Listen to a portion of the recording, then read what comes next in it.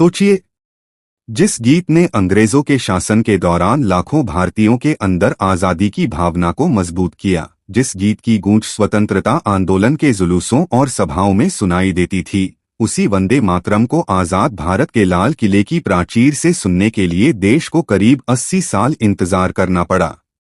15 अगस्त 2026 भारत के इतिहास में इसलिए भी खास बन गया क्योंकि 80वें स्वतंत्रता दिवस के मौके पर पहली बार लाल किले की प्राचीर से वंदे मातरम की प्रस्तुति हुई।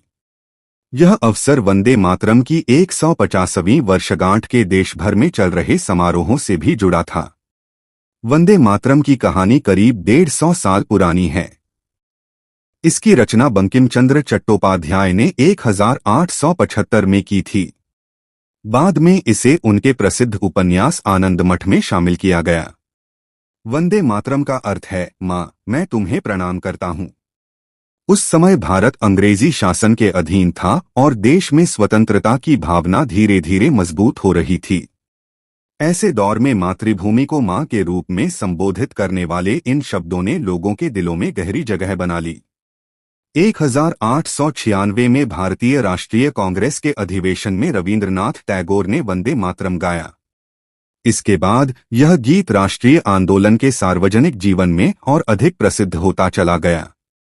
फिर 1905 में बंगाल विभाजन के विरोध में स्वदेशी आंदोलन शुरू हुआ और वंदे मातरम आंदोलन की प्रमुख आवाजों में शामिल हो गया।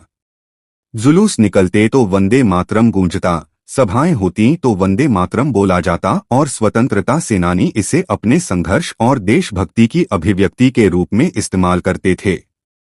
ब्रिटिश शासन के खिलाफ आंदोलन में वंदे मातरम इतना प्रभावशाली प्रतीक बन गया कि अंग्रेजी सरकार की नज़र में भी यह एक महत्वपूर्ण राजनीतिक नारा बन गया। लेकिन जितना इसे रोकने की कोशिश हुई, उतना ही यह लोगों के बीच लोकप्रिय होता गया। धीरे धीरे वंदे मातरम सिर्फ एक गीत नहीं रहा, बल्कि स्वतंत्रता आंदोलन की भावना और मातृभूमि के प्रति समर्पण का प्रतीक बन गया। लेकिन वंदे मातरम की कहानी का एक दूसरा पहलू भी है। यह गीत आनंदमठ का हिस्सा था और इसके आगे के पदों में मातृभूमि की तुलना हिंदू देवी देवताओं की छवियों से की गई थी। इसी कारण कुछ मुस्लिम नेताओं और मुस्लिम लीग ने इसके कुछ हिस्सों पर आपत्ति जताई। उनका तर्क था कि ऐसे धार्मिक संदर्भ उनके विश्वासों के अनुकूल नहीं हैं। दूसरी ओर इसके समर्थकों का कहना था कि वंदे मातरम का मूल भाव मातृभूमि के प्रति सम्मान और देशभक्ति है। इस तरह गीत को लेकर राजनीतिक और सामाजिक बहस भी सामने आई। इसी संवेदनशीलता को देखते हुए 1937 में कांग्रेस ने सार्वजनिक कार्यक्रमों में वंदे मातरम के शुरुआती 2 पदों को प्राथमिकता देने का फैसला किया। आज सामान्यतः राष्ट्रगीत के रूप में भी इन्हीं शुरुआती पदों को प्रस्तुत किया जाता है। इसका उद्देश्य यह था कि स्वतंत्रता आंदोलन की इस ऐतिहासिक विरासत को सम्मान देते हुए धार्मिक भावनाओं से जुड़े विवाद को भी कम किया जा सके। आज भी बहुत से लोगों को राष्ट्रगान और राष्ट्रगीत के बीच का अंतर स्पष्ट नहीं होता। भारत का राष्ट्रगान जन गण मन है, जबकि वंदे मातरम को राष्ट्रगीत का सम्मान प्राप्त है। 24 जनवरी 1950 को संविधान सभा की बैठक में डॉक्टर राजेंद्र प्रसाद ने घोषणा की थी कि जन गण मन राष्ट्रगान होगा और वंदे मातरम, जिसने स्वतंत्रता संग्राम में ऐतिहासिक भूमिका निभाई, उसे भी जन गण मन के समान सम्मान और दर्जा दिया जाएगा। इसलिए दोनों की भूमिका अलग है, लेकिन वंदे मातरम का राष्ट्रीय महत्व किसी भी तरह कम नहीं है। अब सवाल उठता है कि अगर वंदे मातरम इतना महत्वपूर्ण था तो स्वतंत्रता दिवस के लाल किले के मुख्य समारोह में यह पहले क्यों नहीं गाया गया? इसका एक कारण यह है कि लाल किले के स्वतंत्रता दिवस समारोह में राष्ट्रगान की एक स्थापित औपचारिक परंपरा रही है। वंदे मातरम को वहां उसी रूप में नियमित कार्यक्रम का हिस्सा नहीं बनाया गया था। लेकिन 2026 में वंदे मातरम की 150वीं वर्षगांठ के विशेष अवसर पर इस परंपरा में एक ऐतिहासिक बदलाव देखने को मिला। भारत सरकार ने वंदे मातरम की 150वीं वर्षगांठ के अवसर पर नवंबर 2025 से नवंबर 2026 तक देश भर में विभिन्न कार्यक्रम आयोजित करने की योजना बनाई। इसी विशेष वर्ष के दौरान 15 अगस्त 2026 को लाल किले की प्राचीर से वंदे मातरम की प्रस्तुति हुई। इस तरह 150 साल पहले लिखे गए इस गीत ने स्वतंत्र भारत के सबसे प्रतिष्ठित राष्ट्रीय मंचों में से एक पर एक नया अध्याय जोड़ दिया। वंदे मातरम की यात्रा अपने आप में असाधारण है।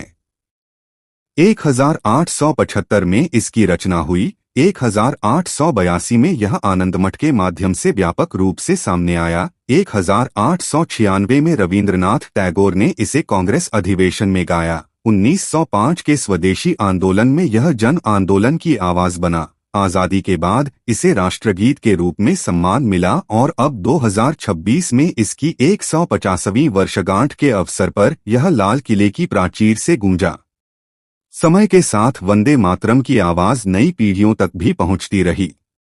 1997 में AR रहमान के लोकप्रिय संगीत एल्बम वंदे मातरम ने इस गीत की भावना को आधुनिक पीढ़ी तक पहुंचाने में महत्वपूर्ण भूमिका निभाई।